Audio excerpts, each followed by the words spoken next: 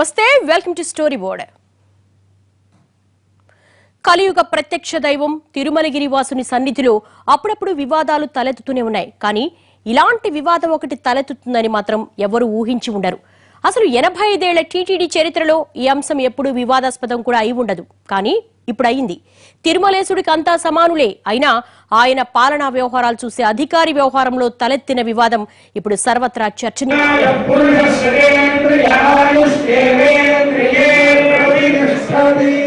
తిరుమల తిరుపతి దేవస్థానం కార్యనిర్వహణ అధికారిగా తెలుగేతర వ్యక్తిని, అందున ఉత్తరాదికి చెందిన అధికారిని ప్రభుత్వం నియమించడంపై ఇప్పుడు సరికొత్త వివాదం రాజుకుంది.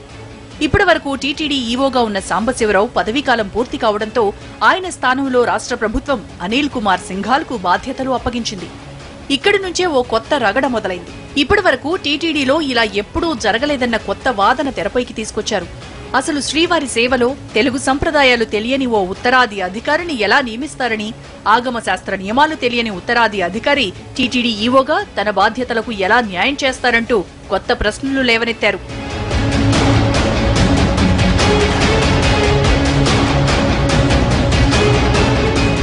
ఇలాంటి వివాదం గతంలో ఎప్పుడూ టీటీడీలో తలెత్తలేదు. నిజానికి ఇది వివాదం చేయాల్సిన అంశం కూడా కాదు. అయినా సరే ఈ విషయంలో అగ్గి రాజేసి టీటీడీ ఈవో పోస్టును ఉత్తర దక్షిణ వివాదంగా మార్చేశారు. ప్రాంతీయ భేదాలు అడ్డొస్తాయా? దేవుడి ముందు అంతా సమానులే అయినప్పుడు, దేవునికి విశ్వమంతా ఒకటే అయినప్పుడు ఒక ప్రాంతానికి చెందిన అధికారిని దైవ సన్నిధిలో పని చేయకూడదని ఎలా చెప్తారు? దైవ కార్యానికి కూడా ప్రాంతీయత ఉంటుందా? ఆగమ శాస్త్రాలు ఆలయ అర్చకులకు తెలిసి ఉండాలి అన్నది నిజమే. కానీ స్వామి సన్నిధికొచ్చే భక్తులకు సేవ చేయడానికి వచ్చే అధికారికి కూడా తెలియాలి అనడం ఎంతవరకు సబబు? అసలు వివాదం కాని అంశాన్ని ఇంతలా వివాదం చేసిందెవరు? తిరుమల గిరులపై అణువణువు భక్తి పారవస్యం నిండి ఉంటుంది. 7 కొండల్లో ప్రతి కొండ అద్భుతమే, ప్రతి చెట్టు అద్భుతమే.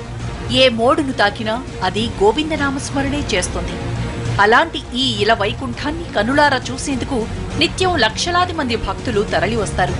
ఇలా వచ్చే భక్తులకు దర్శనం, భోజన, వసతి, రవాణా, భద్రత వంటి సౌకర్యాలన్నీ చూసుకోవాల్సిన బాధ్యత టీటీడీదే. ఈ విభాగానికి కార్యనిర్వహణ అధికారి అంటే అత్యంత సమర్థుడిని మాత్రమే రాష్ట్ర ప్రభుత్వం ఎంపిక చేసి నియమిస్తుంది. టీటీడీ ఈవోగా నియమితులవ్వాలంటే ఐఏఎస్ స్థాయి అధికారులకు మాత్రమే అర్హత ఉంటుంది.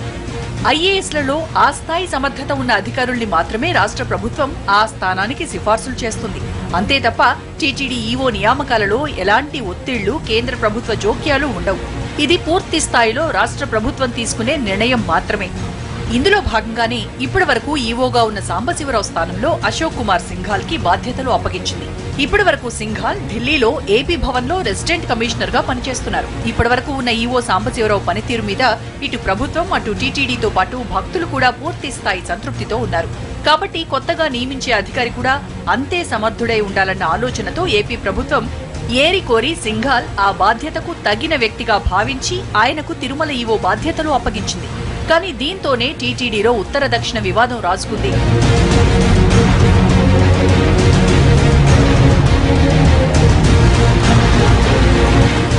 ఉత్తరాదికి చెందిన సింఘాల్ టీటీడీ ఈవోగా పనిచేయడానికి అనర్హుడంటూ కొందరు లేనిపోని వ్యర్థవాదం లేవనెత్తారు. అంటే తిరుమలేశునికి సేవ చేయడానికి కూడా ప్రాంతం అడ్డొస్తుందా? ఫలానా ప్రాంతానికి చెందిన వ్యక్తులు స్వామి సన్నిధిలో సేవ చేయడానికి అనర్హులా? అఖిలాండకోటి బ్రహ్మాండ నాయకుడికి సృష్టిలో ప్రతి వ్యక్తి సమానమే అయినప్పుడు ఆయన భక్తులకు సేవలు చేయడానికి మాత్రం ఈ ప్రాంతీయ భావాలు ఎందుకు అడ్డొస్తున్నాయి? టీటీడీ ఈవోగా తెలుగేతర వ్యక్తిని నియమించడం అన్నది ఆలయ పవిత్రతకు భంగం కలిగించే అంశమా, లేక ఆగమ శాస్త్రాలకు విరుద్ధమా? అసలు ఈవోగా ఉండే అధికారి తిరుమలకు వచ్చే భక్తులకు ఎలాంటి ఇబ్బంది కలగకుండా చూసుకోవాలి తప్ప ఆయన ఉత్తరాదివాడా, దక్షిణాదివాడా అన్నది ఎవరికి అవసరం అన్నది భక్త కోటి అభిప్రాయం. తను ఏంటంటే భక్తులకి సౌకర్యం చూడాలి, అంతేగాని అతను ఉత్తరమా దక్షిణమా అనేది మనకు పెద్ద విషయం కాదు. అట్లే ఇప్పుడు నేను ఫిజికల్లీ ఛాలెంజ్డ్ అండి.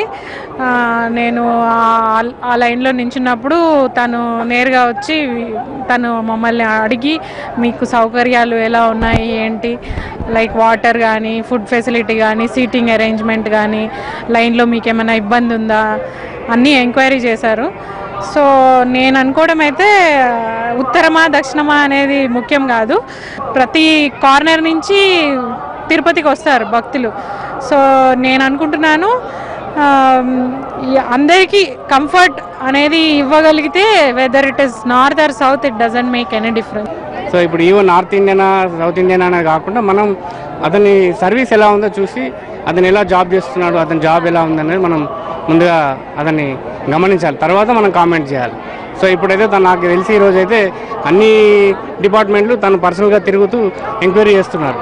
సో నాకు తెలిసి అయితే నా మట్టుకు నేను నమ్ముతున్నాను బాగానే చేస్తాడు సర్వీస్. దేవుడి సర్వీస్ ఇవ్వడానికి ఉత్తరాది దక్షిణాది అంటే ఏముండదండి, నాకు తెలిసి ఎవరైనా చేయొచ్చు అని నేను నమ్ముతున్నాను. ఇది కేవలం భక్తుల మాటే కాదు, ఆగమ శాస్త్ర పండితులు కూడా ఇదే అభిప్రాయం వెలుబుచ్చుతున్నారు. టీటీడీ ఈవో అన్న అధికారి స్వామి వారికి ఎలాంటి నిత్య కైంకర్యాలు నిర్వహించరు. శ్రీవారి పూజా పునస్కారాల్లో ఆయన ఆగమ శాస్త్ర ప్రకారం పాటించి పాల్గొనవలసిన అంశాలేవీ లేవు. ఈవో అన్న అధికారి కేవలం తిరుమల తిరుపతి దేవస్థానం కార్యనిర్వాహక కార్యక్రమాలు పర్యవేక్షించాల్సిన అధికారి.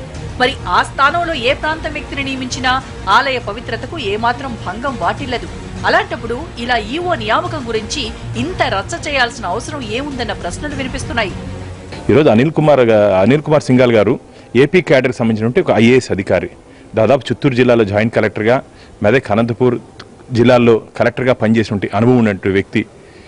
అంటే మా టీటీడీ యాక్ట్ 30 of 1987 ప్రకారం సెక్షన్ 106, 107 ప్రకారం ఈవో హిందూ అయి ఉండాలి. అలాగే జిల్లా కలెక్టర్ హోదాలో పనిచేస్తుంటే చాలని చెప్పి చట్టం చెప్తా అంటే ఉత్తరాది దక్షిణాది మధ్య భారతం ఆ భారతం ఈ భారతం అని చెప్పి ప్రజల్ని మీరు తప్పుదో పట్టిస్తున్నారు. అంతేకాకుండా మీకు సంబంధించిన అధికార ప్రతినిధులు కూడా వారికి తెలుగు రాదు, తెలుగు చదవడం రాదు, ఏ విధంగా అక్కడ పనిచేస్తారని చెప్పారు. ఒక ఐఏఎస్ అధికారి ఒక రాష్ట్రానికి కానీ నియమిస్తే ఆ ప్రాంతీయ భాష నేర్చుకోవాల్సిన అవసరం ఉంది. దాంట్లో ఎగ్జామ్ కూడా ఉంటుంది, ఎగ్జామ్ కూడా పాస్ అవ్వాల్సిన అవసరం ఉంది. ఇవన్నీ తెలుసుకోకుండా చదువుకోకుండా ఇష్టం వచ్చినట్టు విమర్శలు చేయడం మంచి పద్ధతి కాదు. అసలు టీటీడీ ఈవో పోస్టును ఉత్తర దక్షిణ వివాదంగా మార్చడం అన్నది పూర్తిగా అర్థరహితం. ఎందుకంటే ప్రపంచ స్థాయి గుర్తింపు ఉన్న తిరుమల దేవస్థానానికి దేశ విదేశాల నుంచి భక్తులు తరలి వస్తారు. అన్య మతస్థులు కూడా స్వామి దర్శనం చేసుకుంటారు. అలాంటప్పుడు లేని తప్పు కేవలం ఒక అధికారిని ప్రాంతీయ పరంగా వేరు చేసి ఆ స్థానంలో నియమించడం తప్పంటే ఎంతవరకు సమంజసమవుతుంది? తిరుమలేశుడు దక్షిణాది వారికి శ్రీనివాసుడైతే ఉత్తరాది వారికి బాలాజీగా ప్రసిద్ధుడు. మరి స్వామి దర్శనానికి ప్రాంతాలు దేశాలకు మతాలకు అతీతంగా వస్తే లేని తప్పు ఆ భక్తులకు స్వామి సన్నిధానానికి సేవ చేసే అధికారి ఉత్తరాది వాడైతే ఏంటి తప్పు అన్న ప్రశ్నలు వినిపిస్తున్నాయి.